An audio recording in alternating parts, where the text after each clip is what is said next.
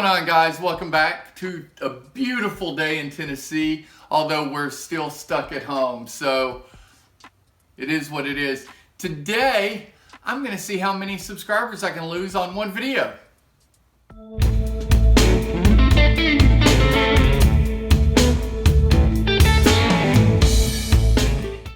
Alright guys, welcome back to the channel. Hope everyone's having a great day. My day is pretty much the same as every day.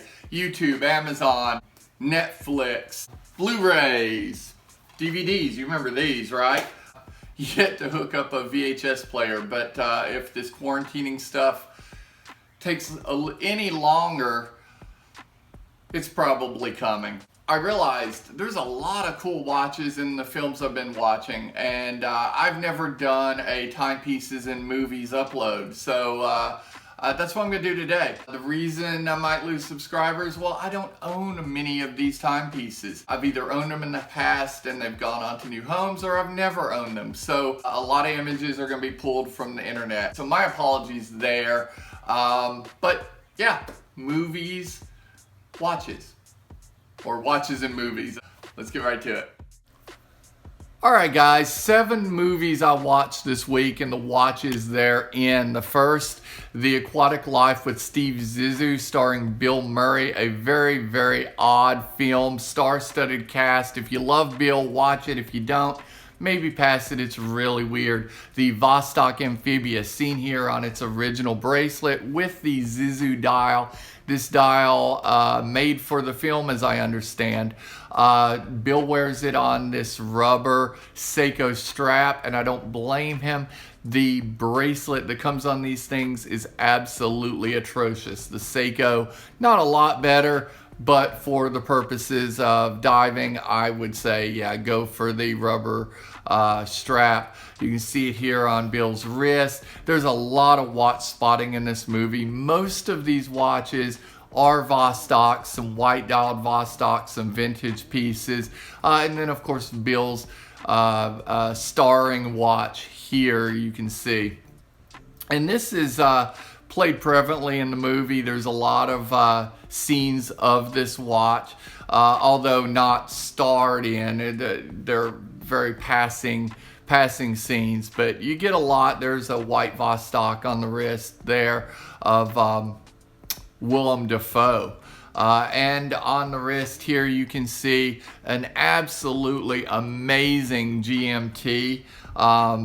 Not just Vostoks in this movie, so definitely check it out if you're into watches. Next movie I watched this week is GOLDENEYE. I'm a huge Bond fan. I'm a big Pierce Brosnan fan. I love that he brought the suaveness and sophistication back to Bond. Some quirky stuff in these movies, not least of which is this QUARTZ 41mm SMP, the SEAMASTER Professional. This is the first year it made its appearance, and possibly my favorite. Yes, it is a quartz. It does have the tick, but it is the watch that brought Omega into Bond, brought Bond back into the households as far as being a techie watch.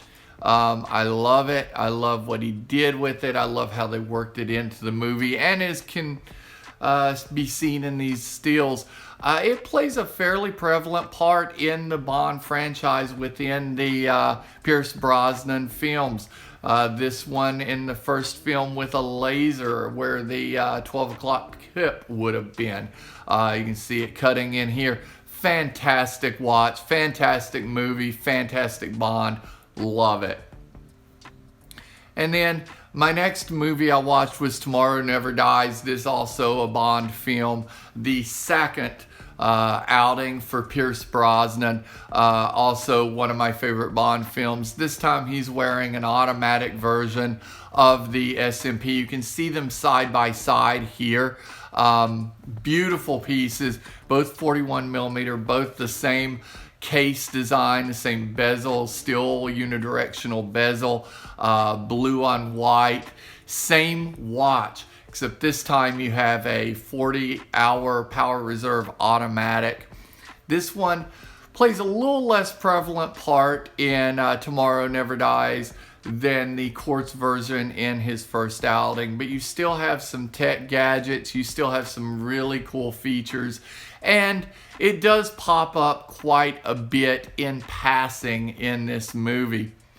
Definitely recommend this film, as well as all 4 of the Bond movies by Pierce Brosnan, because maybe it's just because I grew up with Pierce Brosnan as Bond, but I love these films. I love the watches in these films, and I really, even though they're a little cheesy, they're not as cheesy as Bond's predecessor, and I think it brought a little sophistication back. I highly recommend those 4 films. The next I watched was The Transporter. The Transporter? Did I just say that? The Transporter. Transporter, starring Jason Statham. Jason Statham is a huge PANERAI fan. He wears PANERAI in most of his films. This one can be seen a couple of times. Once at the beginning of the movie, where he checks his time before he starts his car. Once in a fight scene with some thugs. Beautiful watch. Steel bezeled PANERAI. You have your 3 subdials. This film, very odd. It's sort of a combination of a high action film and a quirky sort of take on action films, almost making fun of action films in a way.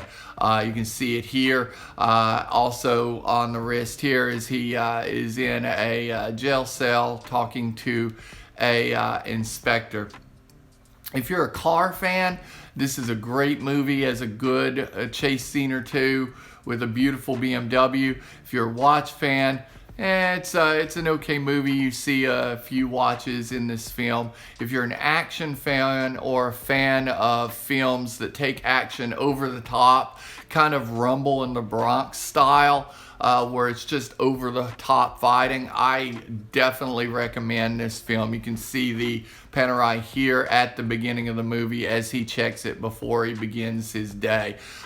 Transporter 2, another PANERAI, the PANERAI 250, I believe. This one, if you thought the action in the first one was a little quirky, a little over the top, this one takes action to the next level with your PANERAI 250 Daylight. Beautiful piece, still bezeled, still has its crown protector, still is a larger piece at I believe 47 millimeters. Your 3 subdials, very similar to the PAM or the PANERAI in the first film.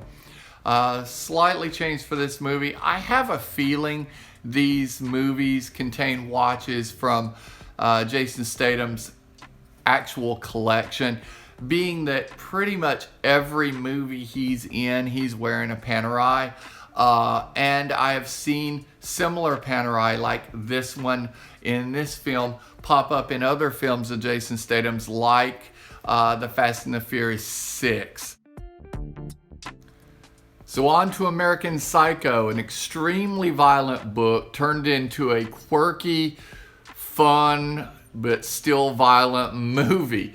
So this guy is a beautiful 2-tone Datejust by Rolex, your golden steel, I believe, although it may be golden white gold. I'm not sure. I should have researched that. But you know what? I was spending too much time watching movies. Absolutely fantastic looking watch. This watch pops up a lot in the film on the wrist of Pat Bateman, an executive who is also extremely crazy. In the movie, it is not actually called out. In the book, it's actually called out as a Rolex. In the movie, it's just called out as a watch in one scene. But fantastic odd film. Back to the Future. Lots been said about the DATABANK from Back to the Future. Fantastic piece of history. This is a watch I always wanted. I had friends that had the calculator watch when I was in school in the 80s. It popped up in this movie, made me want it even more. I have never actually owned one. You know, I remember this growing up from the film, and I remember it growing up from guys typing boobies on the screen, because that was basically all they used it for. They could have used it to cheat in math, but instead they used it to type messages on the DATABANK screen.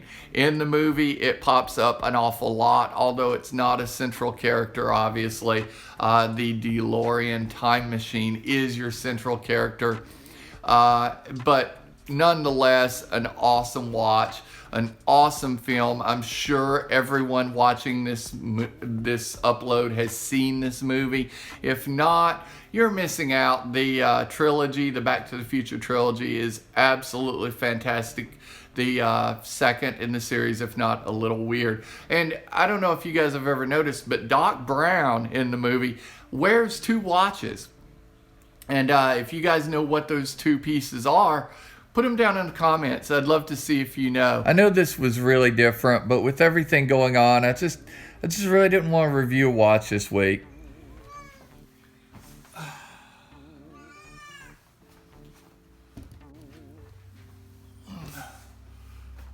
That's all I got. Everyone have a safe week.